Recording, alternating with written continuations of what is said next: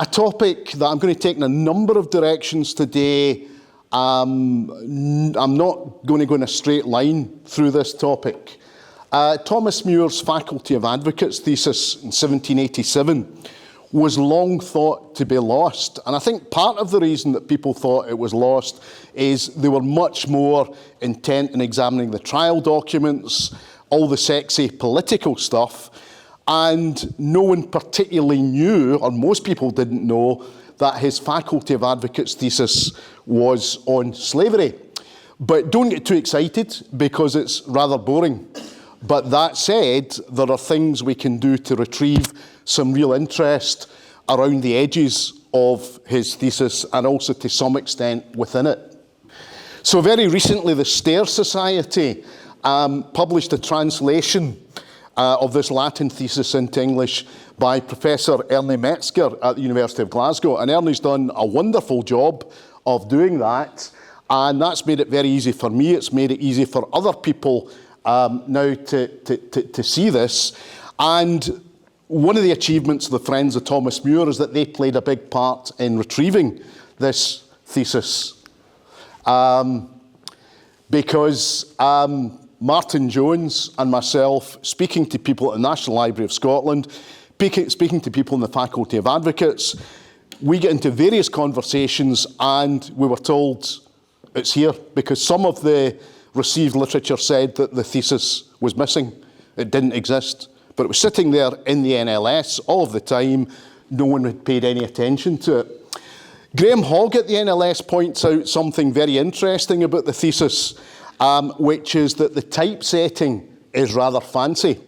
Some considerable time and expense has gone into this. And that raises something that I've long suspected, and where I think we've got to put a bit more nuance into our narratives of the career of Thomas Muir. And it takes us back to Hunter's Hill. There it is, looking rather better than it is at the moment, but that's another story for another day. And I think everywhere we look in the early career of Thomas Muir, we find his father James. We often get these narratives of Thomas Muir, the lone heroic figure, virtuous, perhaps even a bit naive. Actually, what you've got to begin to grasp is that James Muir and some of the trades house folk in Glasgow and some of the hardline Calvinists around the University of Glasgow, including Professor John Anderson, these are people who form a support group and a group to which he contributes. So we've got to think about ideological party groups, cultural groupings, to understand Muir. And what we've got to also understand, as I've sort of hinted at, and I don't disrespect this in any way, is the doting middle-class father, James Muir, who wants Sonny Boy to have everything. James turns up time and again, including over the libel case that we've written about in the book on Thomas Muir. If you've read that essay, if you haven't, I would recommend that you dip into that. So James probably puts quite a bit of money into this thesis, 1787. This, of course, is when Muir has migrated, Thomas Muir has migrated to the University of Edinburgh. Contrary to popular opinion, he's not expelled from the University of Glasgow. He removes himself prior to being in soapy bubble with the Senate, because he's been a very bad boy, technically. So he goes to Edinburgh, and the interesting thing, of course, is that he there does law, when at Glasgow he was sort of flirting between divinity and law. And actually I think the story continues that he flirts between divinity and law. And that begins to bring into focus another thing that we should grasp about Thomas Muir that's overlooked. And again, I've hinted at it with the Calvinist faction at the University of Glasgow, Muir's religious identity. There has been an over-secularisation of his reputation, where he's seen as the secular apostle of democracy. His Calvinist ethics, his Calvinist ideology informs everything that he does, and I'll touch a wee bit more on that as we go along. So what we've got with this rather boring thesis, but interesting round the edges, is that this is a text from the Justinian Digest that he's given to comment upon. He does this in Latin, and he adds in his own material up to a point, but it's a rather dry thing. What he's tasked with doing is parsing, discussing, critiquing the ancient Roman law, and particularly on one subject, if a claim can be made against a master whose slaves have done wrong. So that's a very limited ambit in which he's writing about slavery, although, as we'll see, he pushes the boundaries. And this thesis is a bit of a piece of showmanship, really, more or less a foregone conclusion, as it was for all of these guys seeking entry to the Faculty of Advocates. It was performative, they would appear in public, they would be examined, but largely the work was done.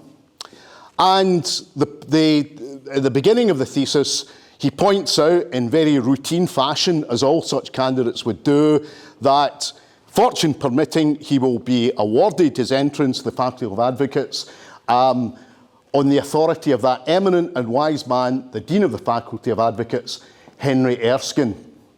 And Erskine is a very interesting individual for us here, interesting in his own right. Erskine is there at the examination of the thesis. He is around the edges of the trial in 1793. Some of you will know that he offers pro bono to defend Muir, but Muir decides, I think unwisely, not to take up Erskine's advocacy. And then, more poignantly, a little later, at the expulsion, although that's a complicated story too, the expulsion of Muir from the faculty, if that actually happened, Erskine, we certainly know, is presiding over a meeting where he can't intervene. So Erskine is there at several points in Muir's life. And the cultural profile of Erskine is quite interesting. It's worth thinking a wee bit about Robert Burns, as I often do.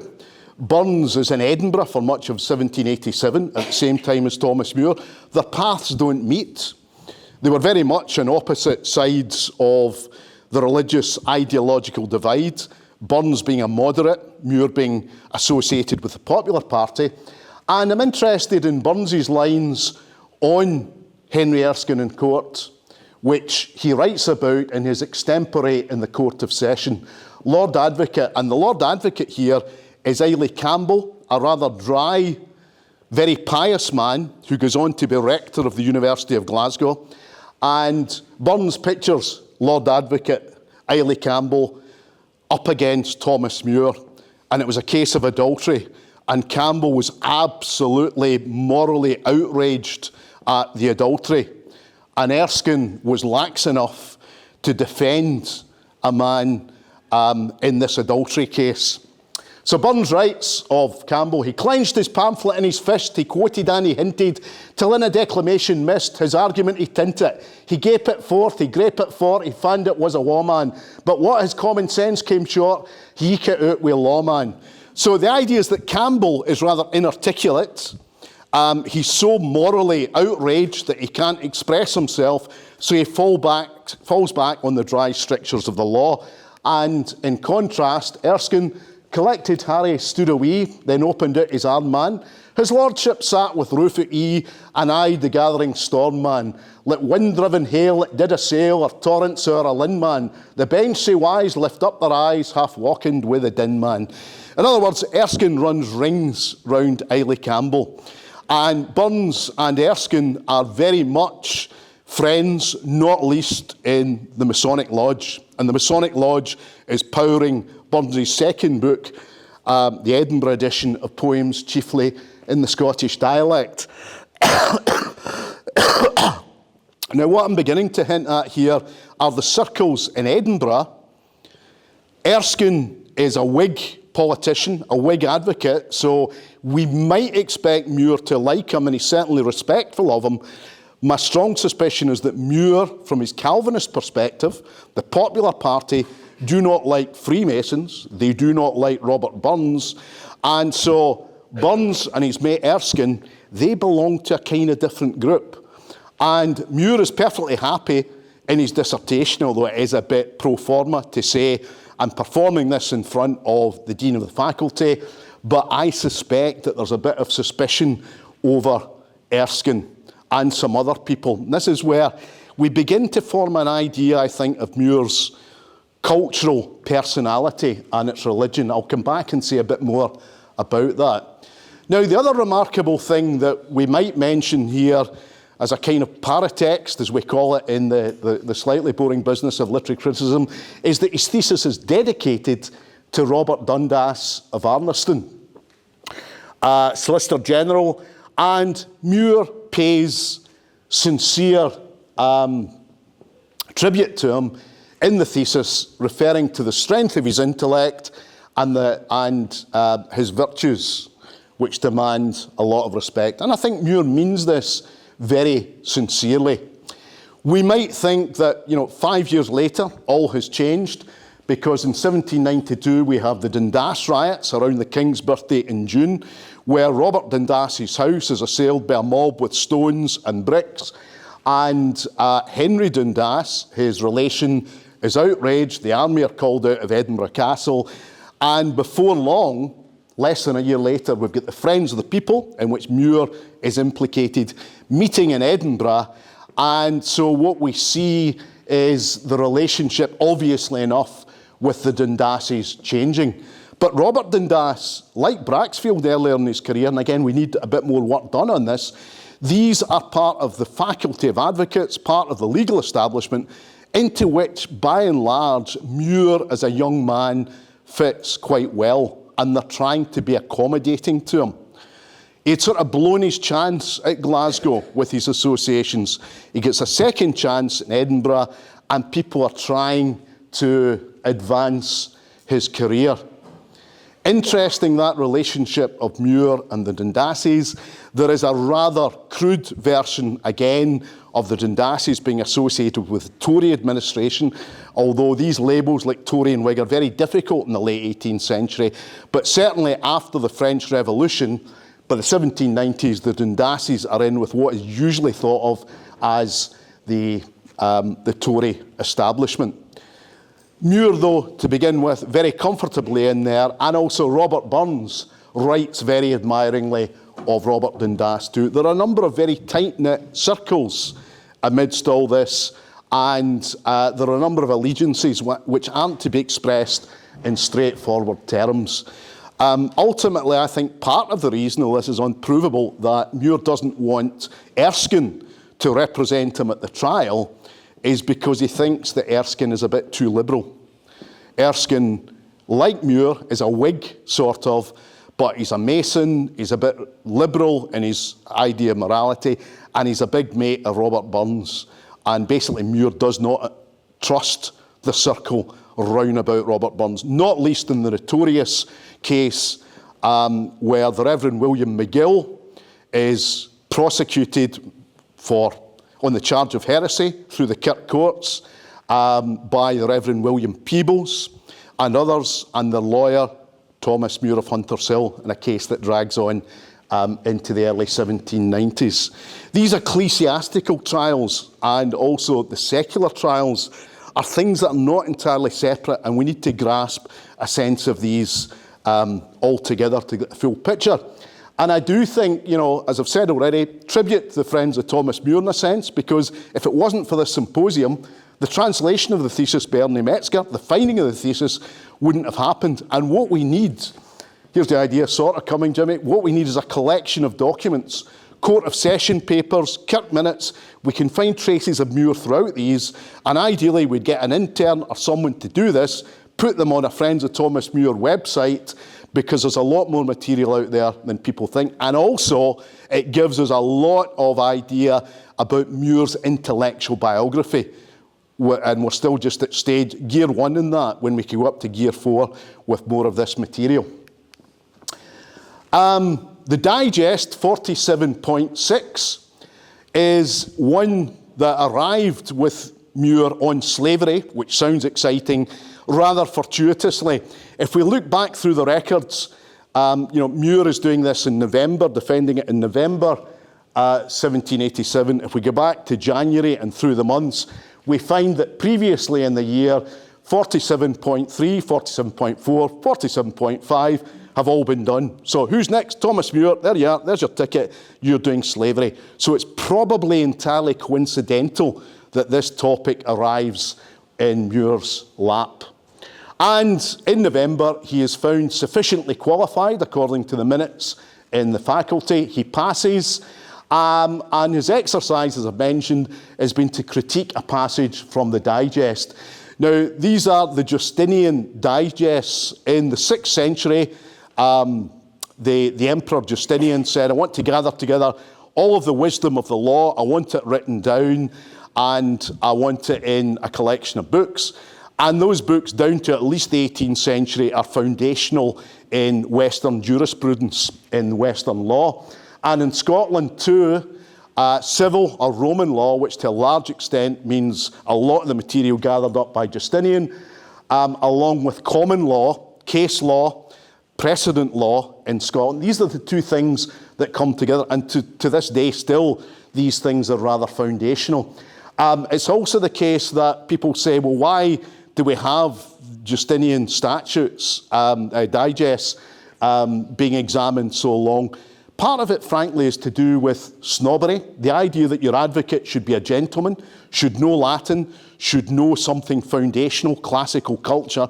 That's a debate that's going on. I think actually, objectively, it's very valuable stuff, but there's no doubt that the idea of the advocate as a gentleman, Muir is being formed as a gentleman in all kinds of ways, and that's another strain that we should do more with, his formation as a gentleman.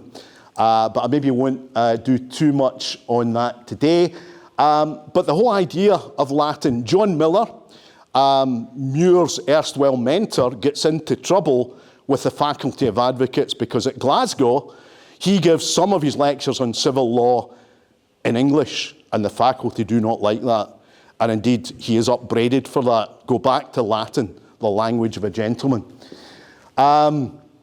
What Muir is concerned with in the very narrow ambit of this thesis, of this digest exercise, is delict or transgression, and also the idea of damage, known as noxel. So what happens if your slave is naughty?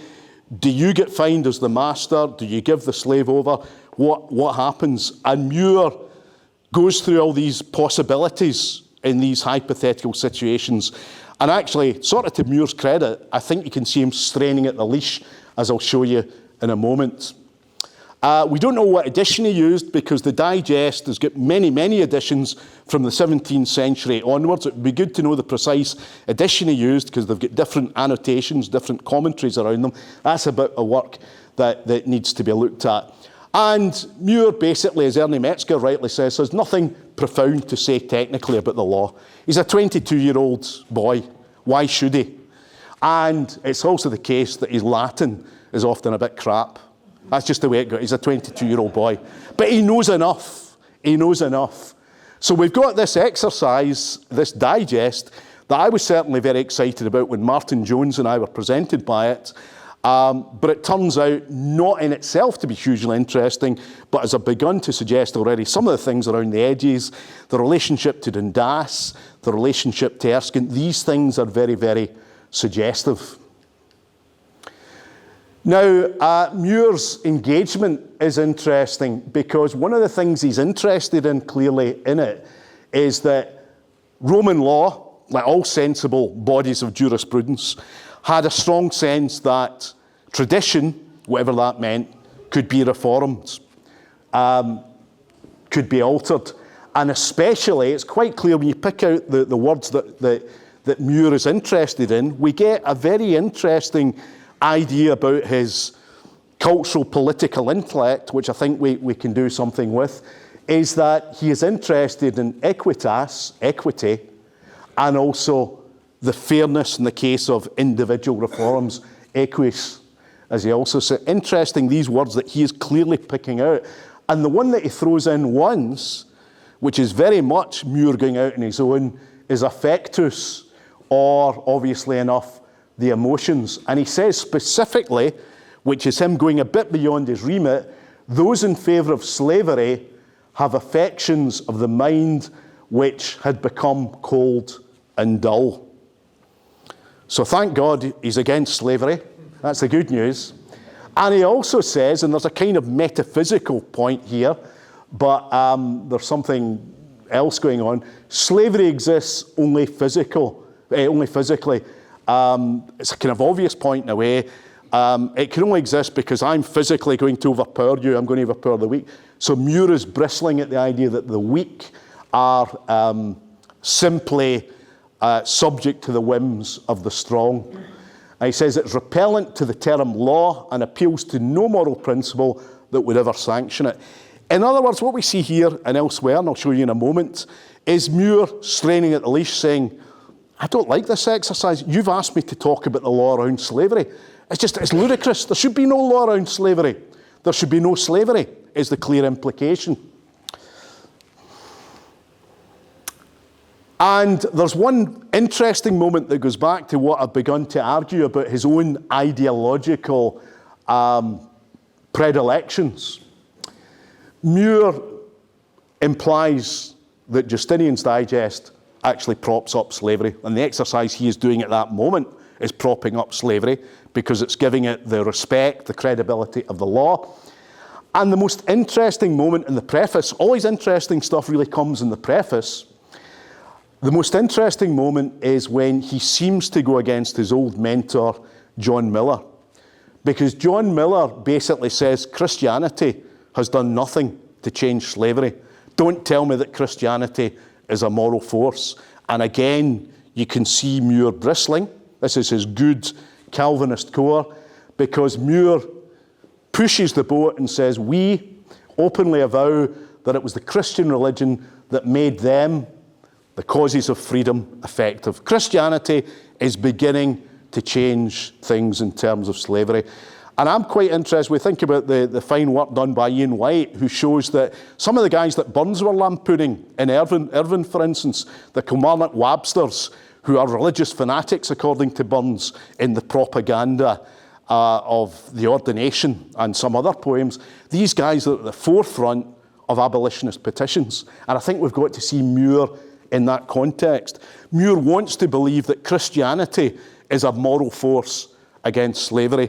And here he goes against John Muir, this establishment figure at the University of Glasgow, this moderate figure. So we see a bit of strain between the moderates and the more hardline, although I don't even want to use that word, Calvinists, to whom Muir belongs. And very recently, well, tomorrow in fact, I've begun to think of a new project which comes out of all this. And like all the things I do, it begins as a joke and becomes a reality. It's called 4 Heresy Trials and a Funeral. And the last trial is the trial of John Anderson, who also wants other people tried for various offences at the University of Glasgow. And he goes off to the University of Strathclyde, as I never tire of saying. Well, he doesn't go off to Strathclyde. He leaves money to found the Andersonian Institute, which becomes University of Strathclyde, because it's to be the hardline proddy place, not with this backsliding University of Glasgow. So 4 heresy trials and a funeral, the funeral being John Anderson's in his will. This long-running dispute throughout the University of Glasgow that they don't really tell you in the official histories, where it's the moderates and the Popular Party into which Muir can be placed. And even people he likes, like John Miller, is ultimately a bit unsure of John Anderson, the madman that Muir follows in the 1780s and effectively gets him removed from the University of Glasgow. So these splits are very interesting. And here in the thesis, he's gone from Glasgow and he's even having a wee nip back at one of the people he liked at Glasgow. This is where we see Muir, the Calvinist, as the short version. He also talks about, in a reference to Heraclitus, the spirit and devotion of the philosopher who weeps over the misfortunes of his own creation, the Roman laws, though ennobled with humanity, intruded a sad and horrendous spectacle. Again, he's saying, why are you sort of navel-gazing at this stuff? Why are you saying, oh, what should the law be? This is a ridiculous premise to begin with, that you should be codifying the law around slavery. This is a radical moment that's peeking out from this young 22-year-old man who is implicitly saying, away with slavery, to his credit. And he also goes on to say, and this is interesting in terms of some of the debates about what slavery does. The uncomfortable bit for modernity in many ways is that some of the intellectual currents at the time thought that slavery made slaves cowardly, which is a bit unpalatable, or made them worse people. And we've also got the problem of the Bible until German higher criticism, which basically did think that black people were inferior. Something happened with the division of the races, something disastrous from the originally white Adam and Eve, and so the black people, something bad must have happened to make them black. That was the thing that even liberals had somewhere at the back of their head. And although Muir is not advocating racial inferiority, nonetheless, he taps into some of the debates at the time, and he says that slavery makes these slaves, it reduces them to the condition of common beasts, which in some ways is problematic, but we know what he's saying. He also says, no wonder there's so much law around this, because the slaves are always doing bad things, because the system makes them prone to commit wrongs.